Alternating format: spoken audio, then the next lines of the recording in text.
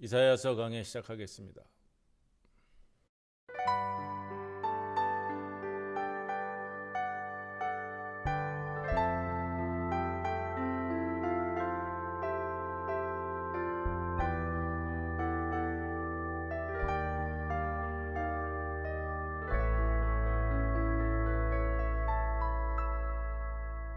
감사해 시험이 닥쳐올 때에 주께서 인도하시니 두려움 없네. 모두 감사해 절망 속에서 새 힘을 새로운 용기 주시니 승리하리라. 나의 모든 생활 속에서 주님이 함께 하시니 주님의 성령 나를 인도하시니 시험이 나를 찾아올 때 주님 지켜주시니 주님의 성령 나를 인도하시니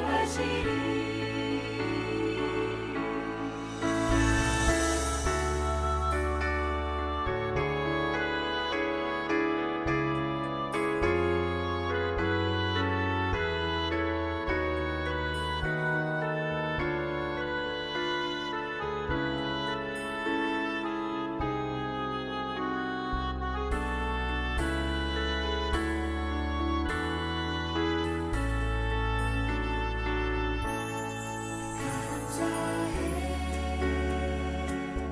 시험이 닥쳐올 때에 주께서 인도하시니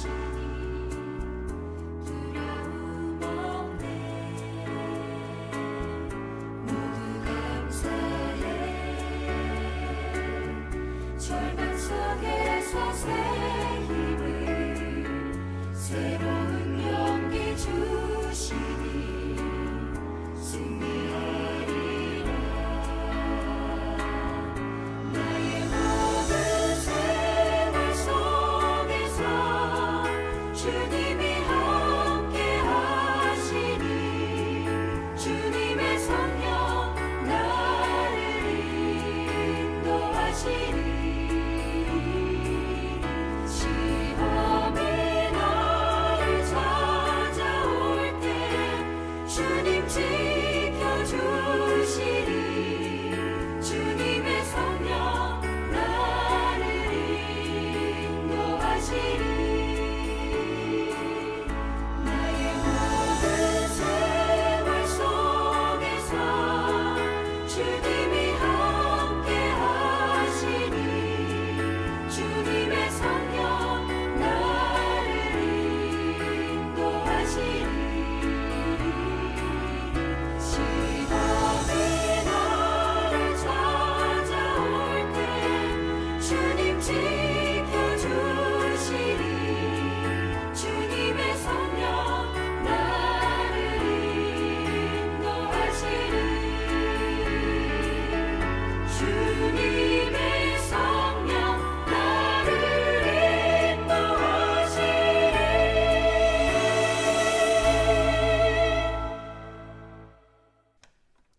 기도드립니다.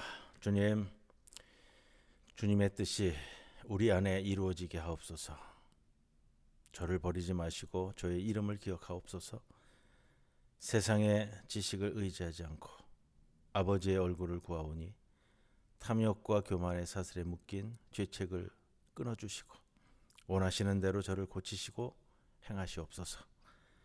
죄와 사망의 올무에서 건져주시고 짓눌림과 우겨쌈에서 건져주시옵소서. 긍휼로 감싸주시고 은혜로 평안케 하옵소서.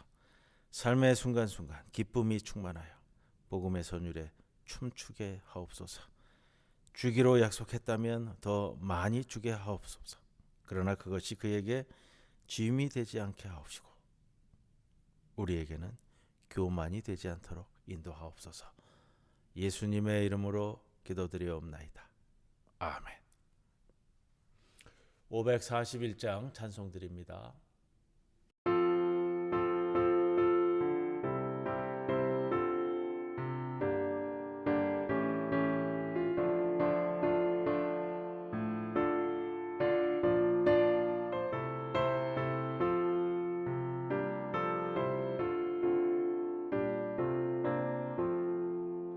꽃이 피는 봄날에만 주의 사랑 있음인가 열매 맺는 가을에만 주의 은혜 있음인가 땀을 쏟는 여름에도 주의 사랑 여전하며 추운 겨울 줄일 때도 주의 위로 변함없네 솔로몬의 부귀보다 욥의 고난 더 귀하고 솔로몬의 지혜보다 욥의 인내 아름답다 이 세상의 부귀 영화 마귀 유혹 손짓하나 고생 중에 인내하면 최후 승리 이루리라.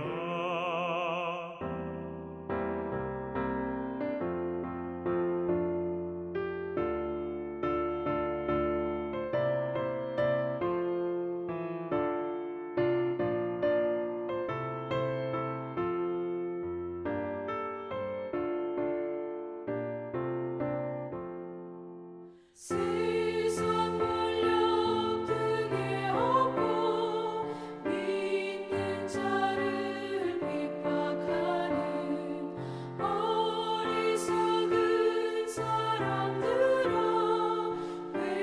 회개하고 돌아오라 우상의 힘을 막으며 인간의 힘을 막아라 하나님의 심판날에 견디지를 못하리라 저 천국을 바라보니 이 세상은 나그네 길 죽음의 길 피하라며 나의 갈 길 막지 말라 내게 맡긴 양을 위해 나의 결의 평화 위해 우리 주님 가신 길을 충성으로 따르리라. 아멘.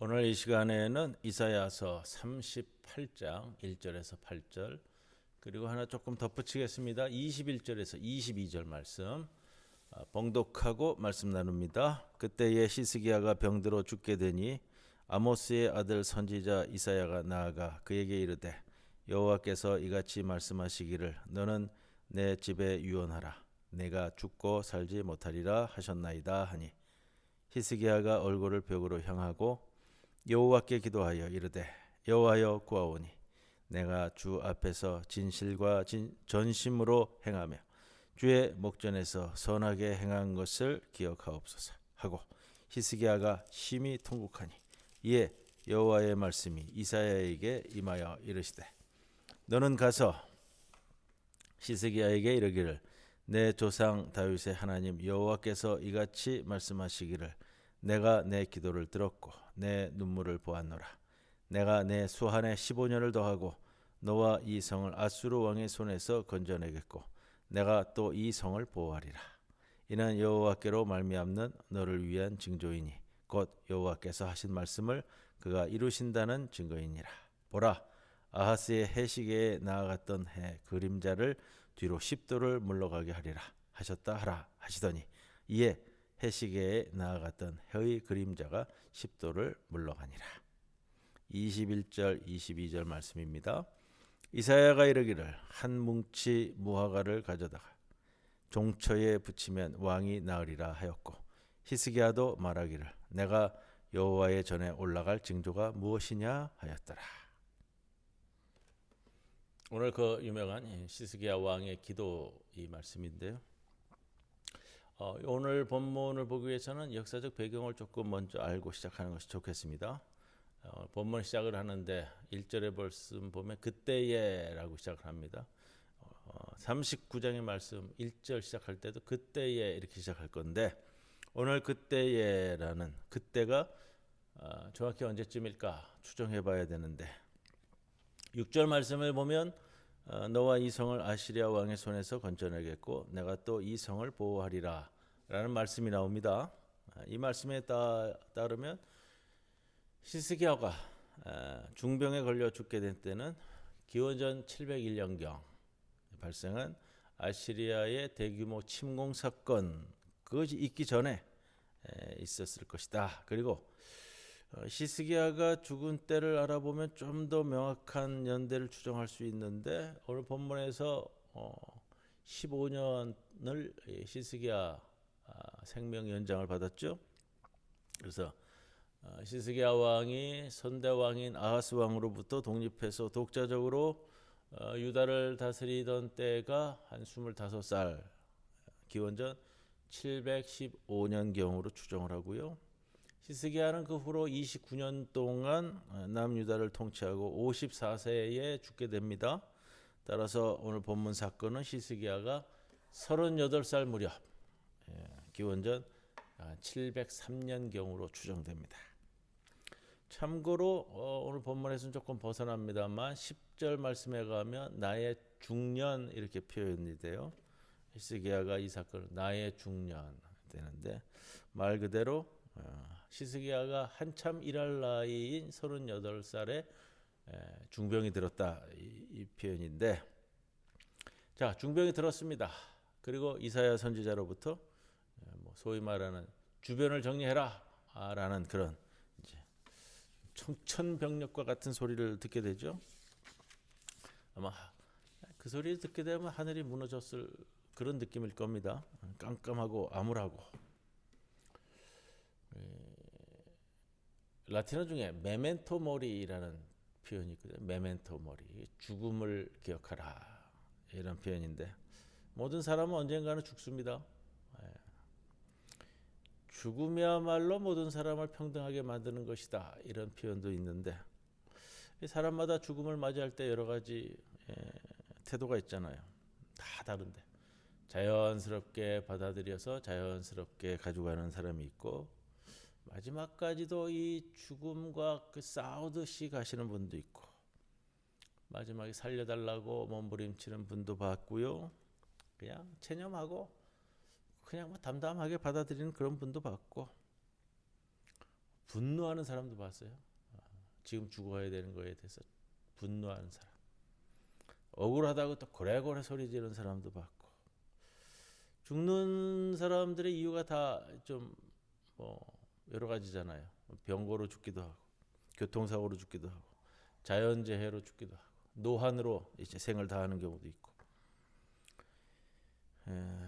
사람은 평등하다라는 것이 이제 죽을 때 모두 다 한 번은 죽기 때문에 평등하다 이런 표현도 되고 또 이 죽음은 느닷없이 다가오는 것이기 때문에 아무리 준비를 한다고 해도 죽음은 느닷없이 다가오는 것처럼 느껴지는 겁니다. 우리도 언젠가 오늘 이 말씀을 듣는 우리도 언젠가 죽음과 직면하게 될 겁니다.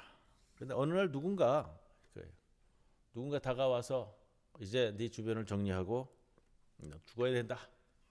때를 기다려라 한다면 1절 말씀이 그래. 네가 죽고 살지 못하리라. 그 말을 하는 사람이 친구일 수도 있고 의사 선생님일 수도 있고 가족일 수도 있고 이 말을 들었을 때 내가 무슨 생각이 들까? 여러분 한번 곰곰이 생각해 보시고요. 이 저자가 나한테 어떻게 그런 소리를 할 수 있단 말인가?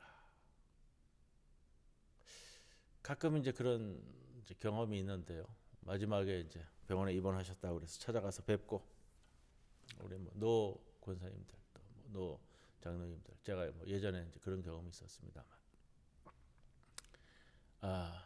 그래서 뵙고 더 소망이 없겠다라는 그런 마음이 들 때가 있어요. 목사 가서 보고 그래서 권사님 이제 우리 천국에 가서 만납시다 하면 어떤 권사님 그래요. 예, 목사님 우리 이제 천국에서 다시 만나보죠. 이런 분도 있고요. 어떤 분은 저한테 막 화를 내시는 분도 있어요. 그런 소리를 한다고. 자, 여러 가지 모습을 봅니다. 소리치는 사람도 있고 조용히 눈물을 삼키는 사람도 있고 죽음을 운명으로 받아들여야 될까 이런 분도 있고요. 병과 사투를 벌이면서 마지막까지 싸워야 될까. 여러분이 어떤 그런 상황에 처한다면 어떻게 행동하실 것 같습니까? 저도 참 말씀드리기가 뭐합니다. 유다 왕국의 시스기야 왕이 어느 날 병이 들었습니다. 어떤 병에 들었는지는 모르겠는데 21절 말씀에 보면 종처라는 단어가 나와요. 종처. 이 종기가 생겼는데 우리나라 조선시대 왕들 중에서도 이 종기 때문에 돌아가신 분들이 여러 계시지만 이 종기가 몸에 퍼져서 아주 심하게 돼서 목숨을 위협할 지경이 되었습니다. 그런데 이사야가 찾아와서 말합니다. 1절 말씀에 그 말씀에 당신은 죽을 것이다. 유언을 남겨라. 어떻게 왕위를 양육할 것인지 장례는 어떻게 칠 것인지 후대를 위해서 어떤 말씀을 남길 것인지 생각해보라. 날벼락과 같은 사망 선고를 받은 시스기야는 어떻게 했을까? 오늘 말씀을 보면 놀랍게도 그의 얼굴을 벽으로 향하고 하나님께 기도했다. 이 장면이 나옵니다. 꼭 나도 우리도 이렇게 해야 된다라는 것이 아니고요. 시스기야는 처해진 입장이 있어요. 왕으로서 38살이라는 것, 또 국가가 풍전등화와 같은 자리에 놓여 있었던 것, 여러 가지 그냥 단순히 개인 한 사람만 죽는 걸로 끝나는 것이 아니라 나라를 돌봐야 할 왕이라는 그런 입장도 있었고 여러 가지 생각이 있을 거. 물론 연유가 없고 핑계가 없는 사람이 없을 것지만 그렇습니다. 얼굴을 벽으로 향하고 기도한다는 것이 무엇일까? 세상의 모든 관심, 모든 것 단절하고 하나님께로만 마음을 쏟겠다, 몰입하겠다. 이것에 대한 표현이잖아요. 기도에 방해되는 모든 것을 다 끊어버리고 죽음의 위협에 있는 직면에 있는 시스기야 왕이 모든 인간적 방도나 의료적 치료와는 철저하게 담을 쌓았습니다. 오늘 말씀을 보면 그래요. 그렇다고 해서 여기서 이 말씀이 간혹 이제 무슨 이제 굉장히 열광적인 신앙을 가진 자들이 하나님께서 고쳐 주실 것이라 그래가지고 세상의 치료나 치유나 다 거부하고 오직 기도로서 내 아이를 치유하겠다. 이런 모습도 보이는데 이 본문 말씀이 그런 식으로 접근하면은 좀 곤란합니다. 하나님께서는 때로는 병원이나 의사 선생님을 통해서 치유의 은총을 허락하시기도 한다. 이건 우리가 조금 기억해야 될 부분입니다. 의료 기술도 하나님께서는 도구로 사용하신다. 이 말씀을 기억하시는 말이에요. 병원, 그다음에 의학 시스템 모두 다 하나님께서 만들어 오신 중요한 치료 방식 중에 하나다. 기억하셔야 돼요. 이사야도 시스기야의 병에 대한 의학적 처방을 나중에 내려줍니다. 21절 말씀을 보면 한 뭉치 무화과를 가져다가 종처에 붙여라 이렇게 나오는데, 자, 여하튼 시스기야는 자신의 이 죽을 병을 하나님께 직접 가져가기로 했습니다. 당사자의 의견을 존중하는 것도 필요 좀 하고요. 히스기야는 야훼 하나님께 매달려 사생결단의 기도를 드립니다. 이렇게 청원하는데 하나님께 자신이 지나온 발걸음을 좀 살펴봐 달라. 이런 청원입니다. 하나님 앞에서 진실했던 삶과 선하고 착한 일들을 추구해온 신실한 삶을 기억해달라는 청원을 합니다. 3절 말씀인데 이게 뭐 내가 이만큼 당신을 위해서 해왔습니다 이러는 어떤 그 공로주의적 바리새인적 기도와는 좀 차이가 있고요. 히스기야가 모든 일에 항상 신실하게 행동해 왔습니다. 이런 표현인데 뭐 히스기야 왕도 때때로 실수도 하고 잘못도 저질렀을 겁니다. 그것이 아예 없다 이런 표현은 아니고요. 중요한 표현은 내가 율법 조항들을 어떻게 잘 지켜왔느냐 이것이 아니라 언제나 우리의 마음 진정으로 하나님과 연결되어 있느냐 이 마음이 중요하다라는 말씀을 제가 자주 드렸는데 오늘도 이제 전심으로라는 표현이 사무엘서에 나왔었던 표현을 그대로 또 씁니다. 하나님은 사람의 외모를 보시는 것이 아니라 마음의 중심을 보시기 때문에 하나님은 인간의 이 마음의 오늘 이 표현을 좀 써보고 싶어요. 마음의 습관, 내 마음의 습관. 그 마음이 누구를 향하고 그 마음에 하나님을 향한 어떤 간절함이 있고 그 마음이 얼마나 순수하고 진실한가. 진정성이 있느냐. 히스기야는 자신의 삶 전체를 놓고 볼 때 하나님을 향한 일관성 있는 태도를 견지해 왔다라는 점을 하나님께 청원하는 거예요. 살아오면서 물론 뭐 소소한 잘못도 있었을 겁니다. 당시 방심하는 때도 있었을 것이고요. 우리가 살다 보면 그렇잖아. 그러나 항상 진정성 있고 항상 방향성을 하나님께로 놓아왔다. 이겁니다. 그러면 조금 이탈하는 경우가 있더라도 다시 돌아올 수 있는 계기가 되잖아요. 히스기야는 대성통곡하며 기도했습니다. 그의 기도는 하나님 보시기에 진실했고 진정성을 느낄 수 있었다. 아마도 그의 평소 경건 생활이 그 기도를 뒷받침한 것으로 보입니다. 평소에 정직하고 진실하고 진정성 있고 선행을 베풀며 하나님의 면전에서 살아가는 것처럼 살아야 우리의 신앙적 일관성을, 도덕적 순결성을, 윤리적인 흔들리지 않는 모습을 살아갈 수 있습니다. 기도의 힘과 능력이라는 것은 어느 날 갑자기 큰 어려움이 닥쳐가지고 내가 그 일 때문에 여기서 울며 불며 매달린다고 해서 생기는 것이 아니고요. 내가 평생을 살아온 하나님에 대한 내 삶의 일관적인 태도로 그 태도가 우리의 기도를 힘있게 만들어가는 겁니다. 하나님은 히스기야의 눈물을 보시고 기도를 들어주셨습니다. 그의 기도는 뜨거운 눈물과 요청의 기도였을 겁니다. 그리고 마침내 기도의 응답이 하나님으로부터 예언자 이사야를 통해 히스기야에게 임했습니다. 진정성 없는 기도, 진실하지 않은 기도는 하나님의 보좌를 움직일 수 없습니다. 참된 기도는 그냥 솔직하고 진실하게 다 드러내는 것. 그렇게 우리가 기도할 때는 내 기도가 얼마나 진실하고 솔직하고 진정성 있는가 되돌아보아야 할 겁니다. 히스기야의 통곡의 기도에 대한 응답은 내용이 두 가지였습니다. 첫째는 15년의 생명 연장, 두 번째는 예루살렘 성이 아시리아 왕의 손에서 구출되는 것. 하나님께서 친히 예루살렘 성을 보호해 주시고 방어막이 되어 주시겠다라는 그 말씀. 그리고 이 두 가지를 하나로 묶어서 말씀해 주시는데 그는 히스기야 왕의 죽을 병이 한 개인의 죽어야 되는 병이 아니라 바로 유다 왕국과 연관되어지는 것이기 때문에 그렇습니다. 자, 조금 기억해 보아야 될 것은 있는데 두 경우 모두 다 예루살렘 성도 그렇고 히스기야 왕도 그렇고 생명의 연장을 받았습니다. 덤으로 사는 생명 이렇게 표현할 수 있겠죠. 덤으로 산다. 그는 여기까지로 해서 끝났는데 덤이 더 주어진 거 아니에요. 자, 예고된 죽음 앞에 이 덤으로 생명이 주었을 때 얼마나 기쁠까, 감사할까.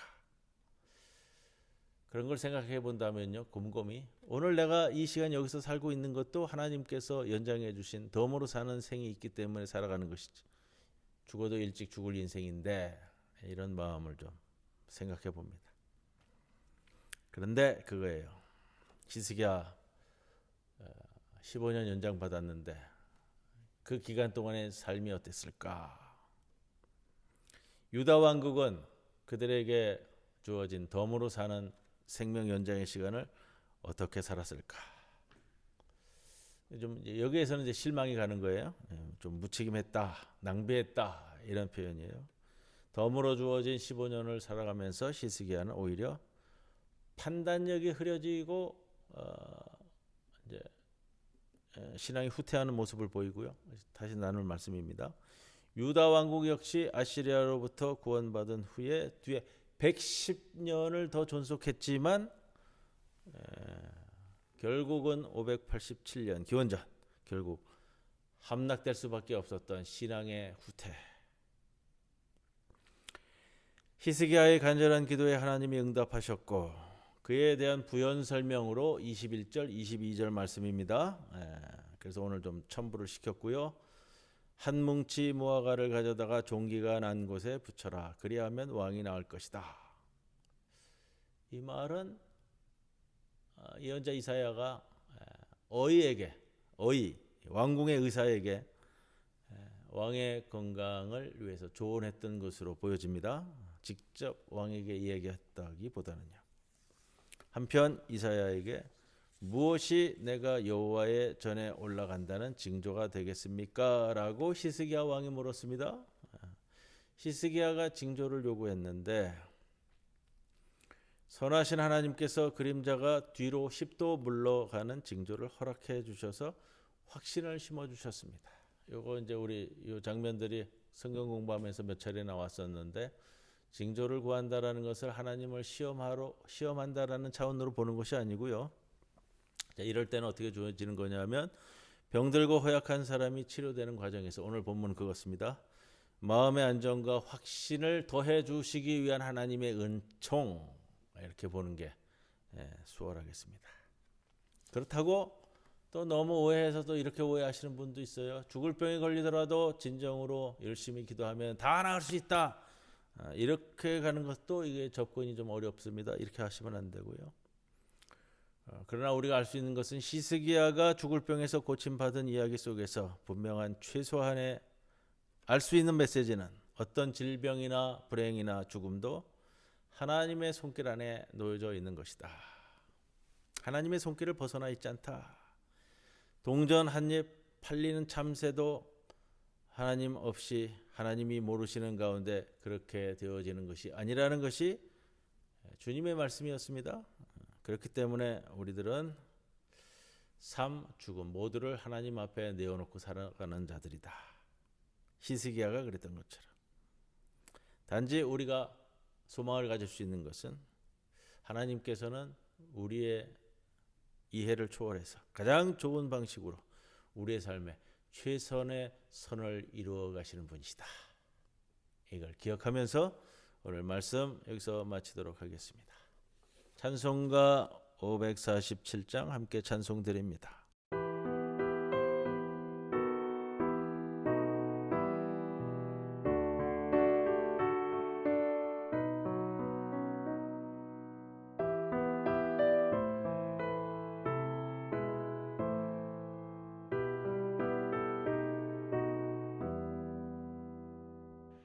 나 같은 죄인까지도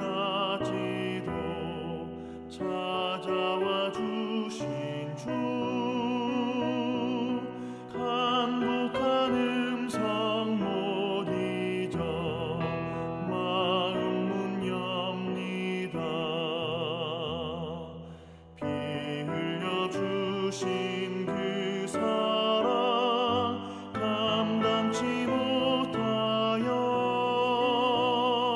상하신 주님 그 얼굴 우러러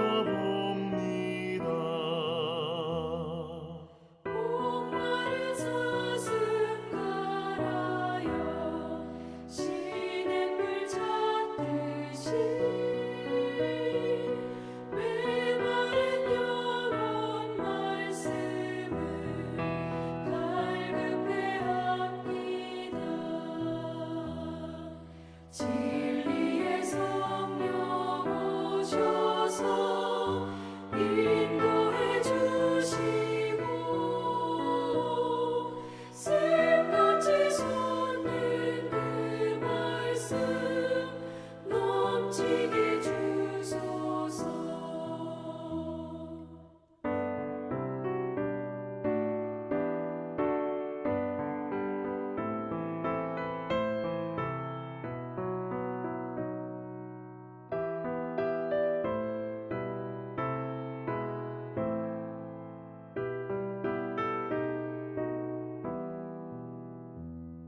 질그릇 같은 이 몸도 깨끗게 하시고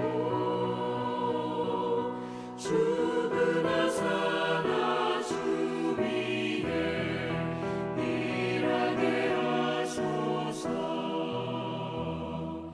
영광의 주님 오실 때 부끄럼 많으나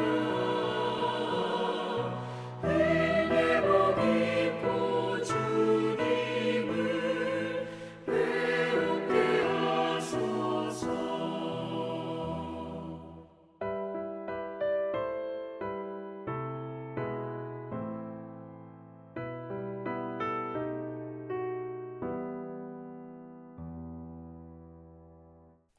주님 가르쳐 주신 기도 함께 드려. 하늘에 계신 우리 아버지, 하늘의 이름이 거룩히 여김을 받으시오.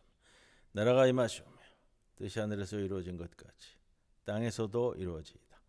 오늘 우리에게 일용할 양식을 주시옵고 우리가 우리에게 죄 지은 자를 사하여 준 것 같이 우리 죄를 사하여 주시옵고 우리를 시험에 들게 하지 마시옵고 다만 악에서 구하시옵소서. 나라와 권세와 영광이 아버지께 영원히 있사옵나이다. 아멘.